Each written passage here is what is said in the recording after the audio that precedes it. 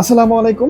IELTS vocabulary সিরিজের চতুর্থ পর্ব থেকে আপনাদের সকলকে আরো একবার স্বাগত জানাচ্ছি। আমি গোলাম মুর্তজা। মনে আছে তো আইএলটিএস পরীক্ষায় ভালো করার জন্য কি করতে হবে? লেক্সিক্যাল রিসোর্স সমৃদ্ধ করতে হবে। সো সেই লেক্সিক্যাল রিসোর্সকে সমৃদ্ধ করার জন্য আমাদের এই প্রচেষ্টা চলবে। So without further do, let's get started.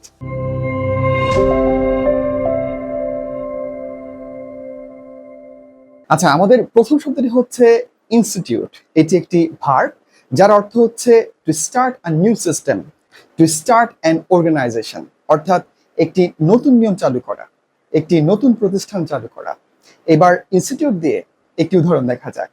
The company instituted A flexible work schedule to improve employee satisfaction, অর্থাৎ কোম্পানি কর্মীদের সন্তুষ্টি বৃদ্ধির জন্য একটি নমনীয় কাজের সময়সূচি চালু করেছে।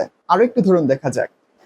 We instituted knowledge sharing school to establish a knowledge based society, অর্থাৎ একটি জ্ঞানভিত্তিক সমাজ প্রতিষ্ঠা করার লক্ষ্যে আমরা নলেজ শেয়ারিং স্কুল প্রতিষ্ঠা করেছি। আমাদের পরবর্তী শব্দটি হচ্ছে ডিসক্রিট। এটি একটি অ্যাডজেক্টিভ যার অর্থ হচ্ছে সেপারেট, ডিস্টিংক্ট, আলাদা, পৃথক, স্বতন্ত্র।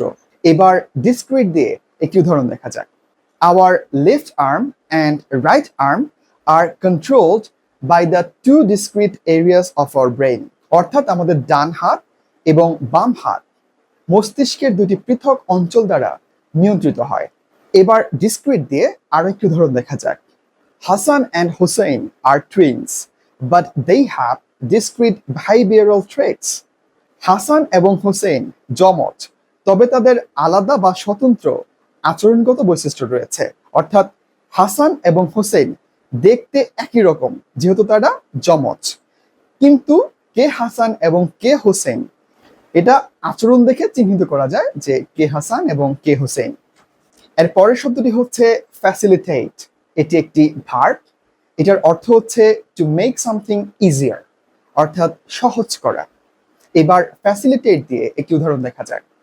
The new bridge facilitated travel between the two cities, অর্থাৎ নতুন ব্রিজটি দুই শহরের মধ্যে যোগাযোগ সহজ করেছে।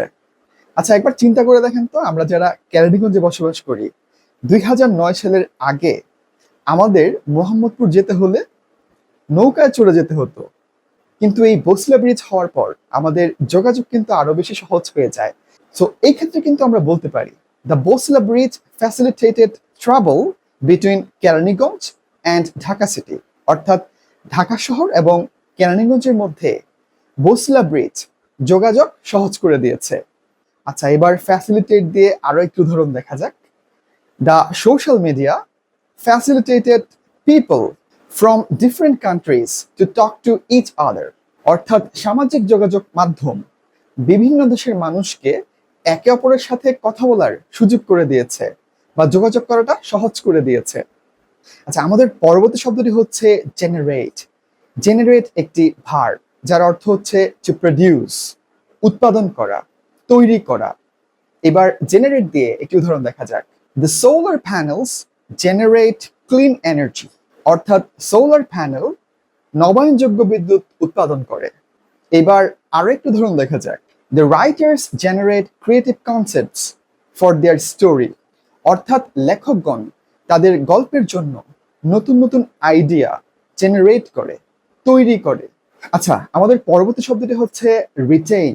রিটেইন একটি ভার্ব যার অর্থ হচ্ছে টু কিপ, ধরে রাখা। একটি উদাহরণ দেখা যাক। The company retain the employee despite economic downturn, অর্থাৎ অর্থনৈতিক মন্দা থাকা সত্ত্বেও কোম্পানিটি তাদের কর্মচারীদেরকে ধরে রেখেছে। আরো একটি উদাহরণ দেখা যাক। The colour of the fabrics retained its brightness even after washings, অর্থাৎ কাপড়ের রং ধোয়ার পরেও তার উজ্জ্বলতা ধরে রেখেছে। এই ছিল আজকের মতো আমাদের 5টি শব্দ। আপনারা নিশ্চয়ই বুঝতেই পারছেন আমাদের শব্দগুলো কিন্তু দিন দিন কঠিন হয়ে যাচ্ছে। সো আমরা বিগিনার লেভেল থেকে কিন্তু অ্যাডভান্স লেভেলের দিকে আস্তে আস্তে এগিয়ে যাচ্ছি। এটাই তো নিয়ম। আইএলটিএস পরীক্ষা কিন্তু প্রতিটা সেকশন ইজি থেকে আস্তে আস্তে হার্ড লেভেলের দিকে যায়। সো আমাদের ওয়ার্ডগুলো বিগিনার লেভেল থেকে আস্তে আস্তে হার্ড লেভেলের দিকে, অর্থাৎ কঠিন লেভেলের দিকে কিন্তু এগিয়ে যাবে। আপনাদের চর্চা চালিয়ে যান। আপনাদের সঙ্গে আবার দেখা হবে নতুন পর্বে। সেই পর্যন্ত সবাই ভালো থাকুন, সুস্থ থাকুন। আল্লাহ হাফেজ।